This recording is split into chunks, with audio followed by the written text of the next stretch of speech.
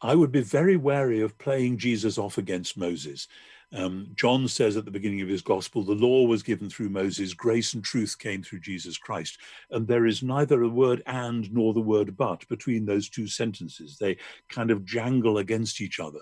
And we must remember that when Jesus said, you are to love God and you are to love your neighbor as yourself, those are direct quotations from the law of Moses. So that the command to love God is there in Deuteronomy, and the command to love your neighbor as yourself is there in the book we call Leviticus. So the law of Moses is fulfilled in the love ethic of Jesus. But the fulfillment is more than simply the substitution of one rule for another or the highlighting of some rules of life over against others.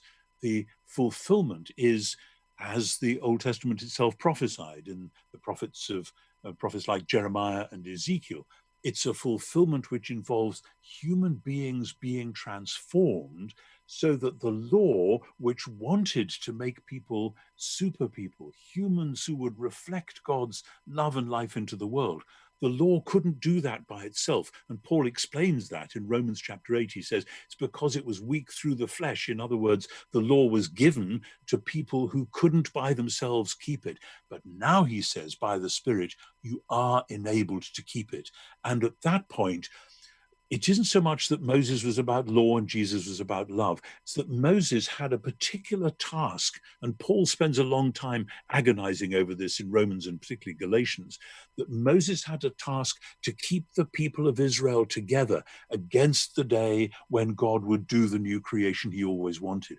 When that happens, some of the specific laws of Moses, like circumcision, like the Sabbath, like the food laws, they drop away, not because they were a bad kind of thing. Oh, we don't like law, thank you very much. No, they were good, but they were time limited. And what we have with Jesus and his new way of life, including his law of love, is what the law intended to produce all along, but by itself was unable to.